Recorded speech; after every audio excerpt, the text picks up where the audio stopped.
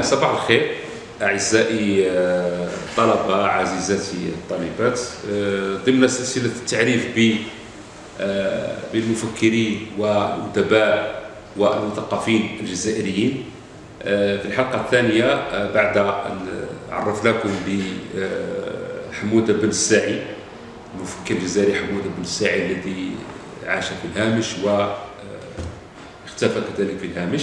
اليوم كذلك سوف نحاول أن نعرفكم بمفكر جزائري آخر كذلك هو من الهامش، عاش في الهامش واختفى كذلك في الهامش، يعرفه فقط المشتغلين بالدرس الفلسفي في الجامعة الجزائرية. شخصية اليوم هو المفكر والفيلسوف الجزائري نبهاني كريبع. نبهاني كريبع هو من أكبر المفكرين الجزائريين في النصف الثاني من القرن العشرين، معروف خاصة في الأكاديمية الفرنسية أكثر مما هو معروف هنا في الجزائر. نبهاني كريبع من مواليد سنة 1917 بحاضرة ولاد جلال بنواحي بسكرة، يعني ولد قبيل بداية الحرب العالمية الأولى. تلقى تعليمه الأول كعادة أترابه في تلك الفترة بالمدرسة القرآنية في ولاد جلال، ثم كان له الحظ أن يلتحق بالمدرسة الابتدائية النظامية الفرنسية كوليج دو فرانس بمدينة بسكرة. وصل الدراسة بعد ذلك في المتوسط والثانوي بالجزائر العاصمة، وكان له الحظ أن يكون من التلاميذ الذين درسوا مرحلة الثانوية بثانوية المقران المعروفة الآن في بن عكنون ابتداء من سنة 1930. ثم بعد ذلك وصل دراسته الثانوية في باريس، وأين تحصل على شهادة البكالوريا سنة 1937. بعد ذلك نال شهادة الليسونس في الفلسفة إبان الحرب العالمية الثانية، ليتحصل بعد ذلك على الماجستير في الفلسفة كذلك في تخصصه في السنوات الخمسينيات. وصل دراسته العليا بعد ذلك في جامعة السوربون التي كانت في ذلك الوقت، جامعة السوربون كانت أهم جامعة في العالم في ذلك الوقت خاصة في العلوم الإنسانية. ودرس في السوربون في قسم الدكتوراه تحت إشراف واحد من أكبر فلاسفة ومفكري العصر، الفيلسوف الفرنسي المعروف غاستون باشلار، وكذلك المستشرق لويس ماسينيو. نبهاني كريبع في شبابه الأول احتك بالكثير من كبار فلاسفة وأدباء ذلك الوقت، ربما نذكر منهم اسمين كبيرين معروفين: جون بول سارتر الذي كان صديقا له. وعندما نذكر جون بول سارتر نتحدث عن سقراط فرنسا في ذلك الوقت. جون بول سارتر كذلك كان من أصدقاء الثورة الجزائرية ومن المناصرين الأوائل للقضية الجزائرية في ذلك الوقت، وكذلك كان من الذين أشعلوا ما عرف بماي 68، أحداث ماي 68 في فرنسا التي غيرت الكثير، التي تعتبر ربما الثورة الفرنسية الثانية بعد الثورة الفرنسية الأولى. ثورة ماي 68 التي كان لها تأثير كبير ليس فقط على فرنسا ولكن على أوروبا كلها.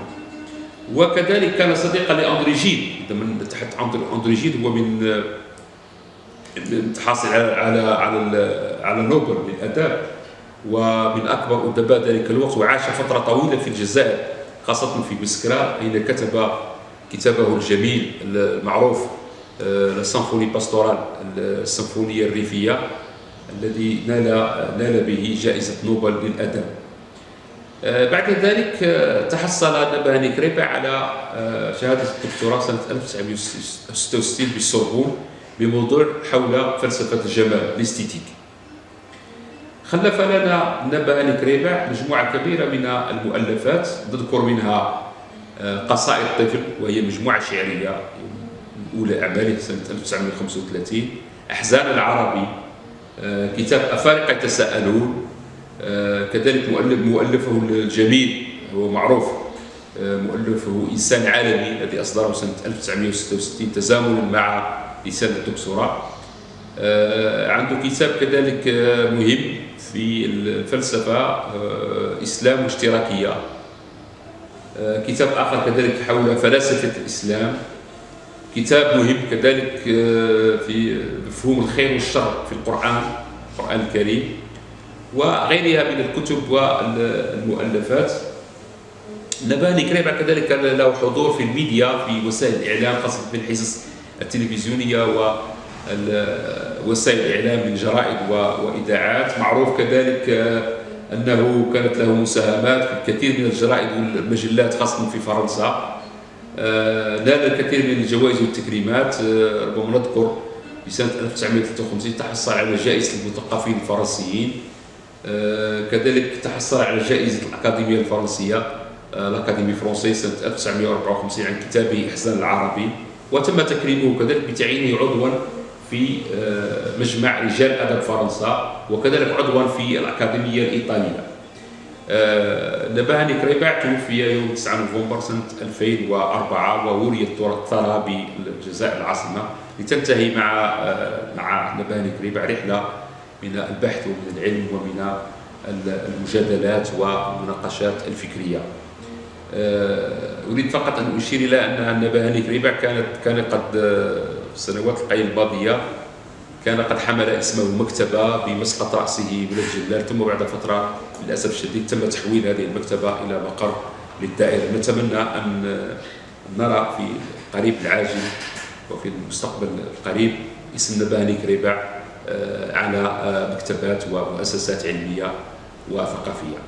إذن هذه حوصلة لواحد من المثقفين والمفكرين الجزائريين غير معروفين، نبهني كريبع، الذي نتمنى أن ينتبه إليه تلاميذنا وطلبتنا الأعزاء الذين خاصة الذين في هذه السنة في البكالوريا ويلتحقون بالجامعة، لكي يكون نبهني كريبع لما لا واحدا من الذين يدرسون ويتخصصون في فكره.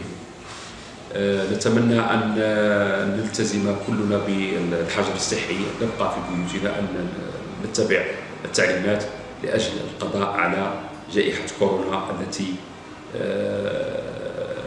تسببت في الكثير من المآسي. إذن التزموا ببيوتكم، وإلى الموعد القادم إن شاء الله.